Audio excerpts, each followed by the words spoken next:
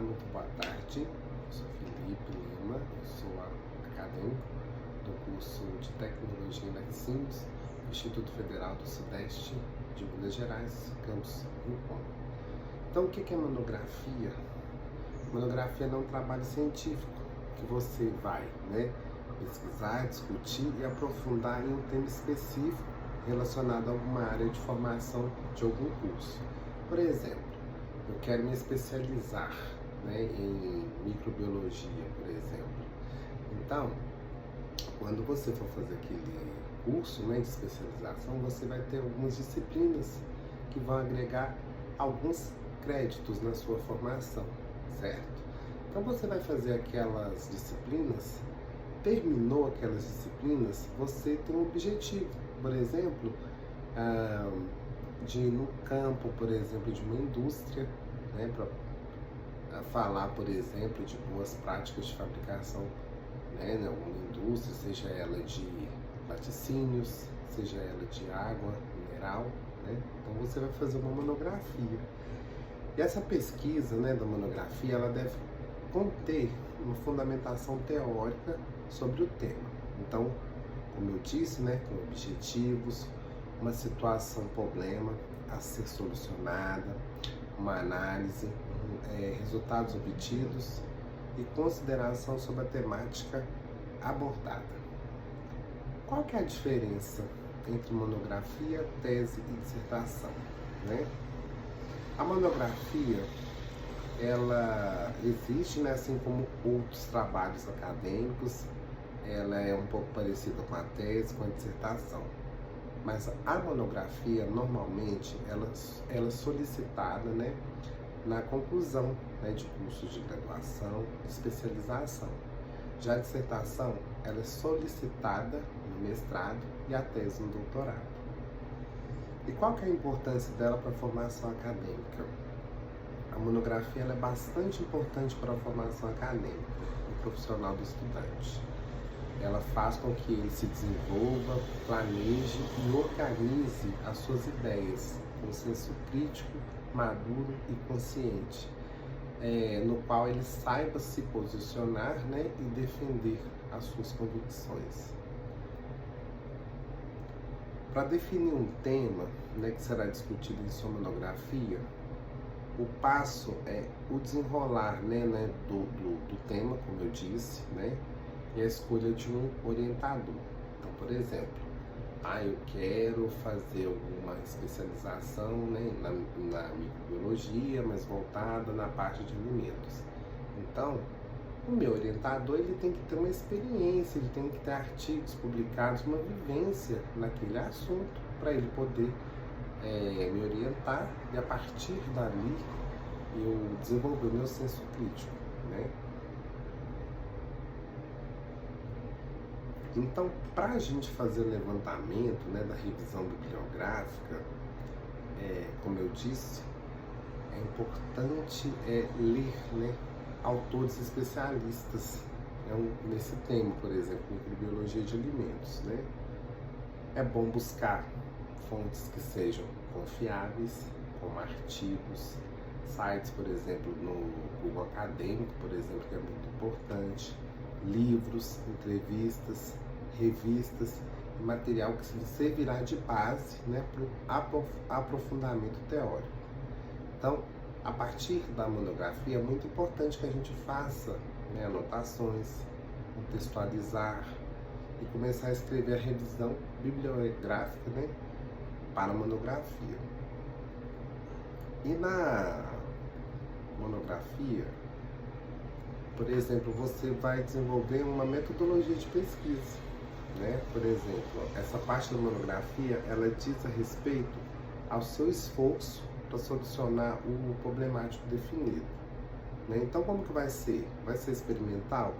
Você vai utilizar, por exemplo, algum objeto de estudo, uma seleção de variáveis capaz de influenciar, Você vai utilizar, por exemplo, documental, parecida com a bibliográfica, Ou seja, você vai utilizar fontes como cartas, depoimentos, entrevistas, diários.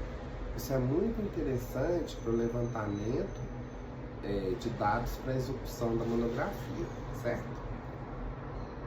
Tem também a pesquisa de campo, que por meio de entrevistas, questionamento, obtenção de dados relevantes, ela é muito enriquecedora para a monografia.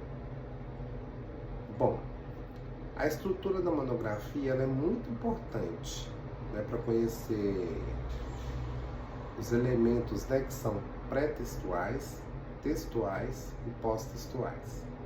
Os elementos pré-textuais, eles são elementos da monografia que antecedem a pesquisa em si, como capa, folha de rosto, resumo e sumário. Os elementos textuais, eles dizem a respeito à cerne da pesquisa. É tudo aquilo que você elaborou, escreveu na execução da sua monografia, incluindo introdução, desenvolvimento e conclusão. E os elementos pós-textuais, né, é tudo aquilo que vem ao fim do seu trabalho, como referências, glossário, apêndice e anexos.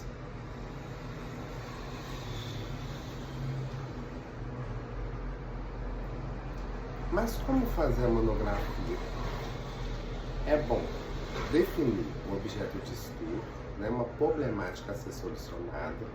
É importante também revisar a literatura existente, como livros, artigos e materiais bibliográficos separados. Comece a ler e escrever sua contextualização teórica, citando as ideias dos autores, especialistas, pesquisadores, relacionando-as entre si e também com seu objeto de estudo. Justifique o seu estudo. Argumente e justifique a importância do seu estudo, no que afeta a sociedade, como pode melhorá-la. Por que sua pesquisa é importante? Elabore a sua metodologia de pesquisa. Escolha as metodologias de pesquisa que são utilizadas e defina como elas serão aplicadas. Estabeleça prazos e metas disponíveis. Para não se perder, se atrapalhar na elaboração da monografia, é preciso planejamento e organização. Separe as principais fases e etapas e defina prazos e metas para cada uma delas. Organize um calendário de opções. É importante também, gente, não ignorar a formatação da monografia. A formatação da monografia é essencial, pois deve seguir o mesmo padrão definido para todos os alunos. Normalmente é solicitada a norma da BNT, que você encontra bem detalhada. Existem sites, né, que tem essa norma da BNT, na qual vocês podem estar seguindo elas. Cada faculdade, né, ela tem sua particularidade, mas todas elas seguem as regras da BNT. A BNT é a Associação Brasileira de Normas Técnicas, né? É o órgão responsável pela normalização técnica no Brasil. É quem define normas e padrões que um trabalho deve seguir. Normalmente, para a elaboração de uma monografia, solicita-se que essa seja entregue na formatação correspondente às normas da BNT. Tem algumas normas aqui, né, que eu vou resumir aqui. Folha tamanho A4, margem 3 centímetros para as margens superior, né, esquerda, 2 centímetros para as margens inferior e direita. A fonte, ela tem que ser Arial ou Times New Roman, né, no tamanho 12 e cor preta. Para elementos como citação, referência, legenda ou tabelas, a fonte deve ter um tamanho 10. Usa-se itálico em expressões, né, e palavras de outros idiomas. O espaçamento é um espaçamento no meio do texto, né, e para citações com mais de 3 linhas e outros elementos como legenda e referências. O alinhamento tem que ser justificado.